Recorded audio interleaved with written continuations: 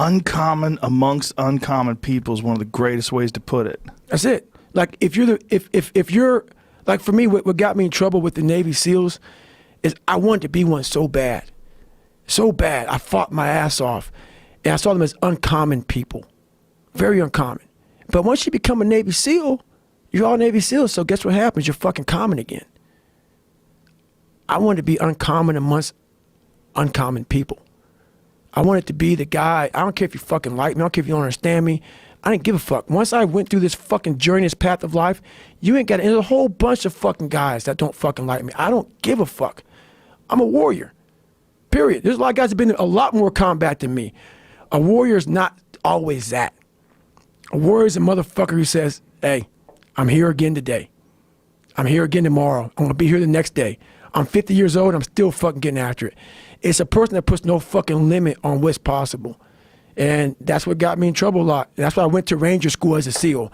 That's why I tried to go to Delta Force twice. You know, I've been through all these different training programs because I was looking for, in the military, what I saw is, in the training, these people get their ass handed to them. After they get out, a lot of them get civilized.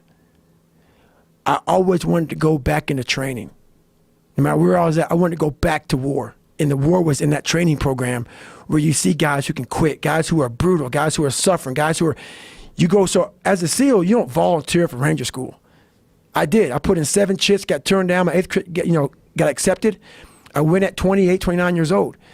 And they go, why did you go? Because I started becoming civilized. I started becoming complacent. I needed to get my fucking ass kicked again. And when you go as a SEAL going down to, you have no rank in Ranger School, you could be a major. You're just fucking Joe Brown. You're nobody. And you're not eating, you're not sleeping. So I always would I would immerse myself in shit like that. Even I would climb the ladder and I'd intentionally fall back down that motherfucker to say, all right, man, getting soft, dude. Getting soft. Kick your fucking ass again.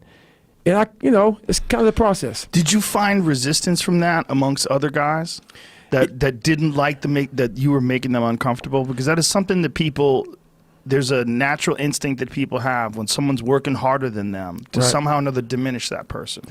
Well, I know that a lot of guys don't like me for a lot of reasons. And I realize that. I am a guy that doesn't care if you like me or not. And when you're an alpha male and you're against other alpha males, and we eat our own. Alpha males eat their own. And I love that shit. Let's fucking go, man. I want to eat. Hey, man, I'm all about that kind of mentality. But I would sometimes take it to another level. You know, I wasn't part of a good old boy network. I didn't want to be part. I wanted to be David fucking Goggins. For too long in my life, and it got me in trouble. For too long in my life, I wanted to be accepted. Growing up, I lied. I fucking did what I could. If you fucking like UFC and I didn't, I love it.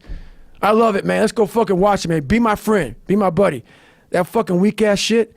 I found out through this path of life, who is David Goggins? Who am I? So going through I did it alone. There was no fucking trophy on the fucking wall on the mantle. That trophy's in my fucking brain. No one helped me get there. No one paid my fucking bills. No one did shit for me. No one ran those fucking miles, lost that fucking weight, went through I suffered on my own and developed this man who said, it's who I am, man. A very competitive, ultra competitive dude that take it what you want, man. I call that personal sovereignty. Exactly. And there's not a lot of people that have that. That's me. There's a lot of people that change who they are depending upon what people want from them. And that's me. Yeah, that's important, man. And most people struggle their whole life to find out who they are. Struggle their whole life to find out what defines them, what they actually enjoy and what they don't. You start putting yourself in situations that suck, you'll find yourself. Yeah. You'll find it real quick. That is the thing, right? And that's one of the things that I've gotten from paying attention to you is that what you're preaching, what you're talking about is finding yourself through struggle. That's it. It's the only way to find yourself. You don't find yourself, if you like bench pressing and you bench press all the fucking time, what are you finding out? If you like to swim, that's all you want to do is swim, what are you finding out? Put that, people talk about triple down on your fucking strengths. Right. That's the fucking weakest shit in the world.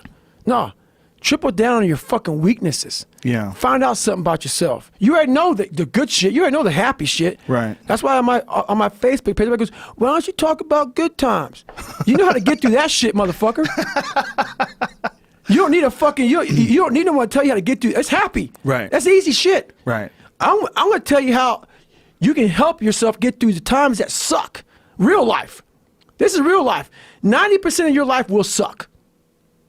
10% will be fucking happy. You may be a lucky guy and have a lot of fucking money, have a great ass woman, all this shit. Trust me, one-on-one with that fucking guy, he's missing something. His life still sucks because he hasn't faced something that bothered him his whole fucking life. Something is still eating that motherfucker up. Almost everybody. Everybody. Eating you the fuck up. But maybe you found a good way, how I did growing up, on how to ignore that voice that's saying, you ain't facing some shit. Period, man. I'm not special. I just stopped listening. I listened to that voice. This is why I talk so fucking aggressive. People say, man, do you believe in God? You cuss so much. When I say fuck, it's letting you know what I'm thinking. If I try to make it all pretty and shit, that's not what my life was. It was a violent struggle daily to get where I'm at today. I'm not gonna water it down. I'm not gonna water it down. Shit wasn't fun. It ain't fun today, but I'm happy.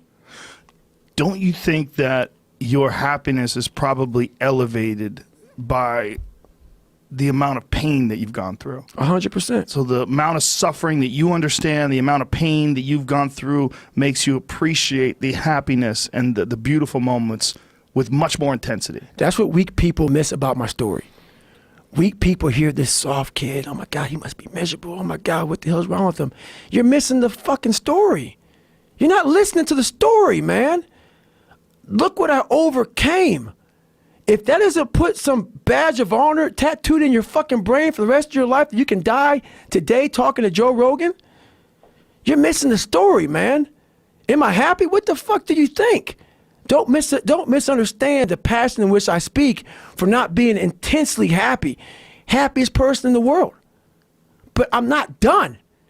So I'm not going to speak to you like, oh man, everything is great. No, I have a lot more shit to do.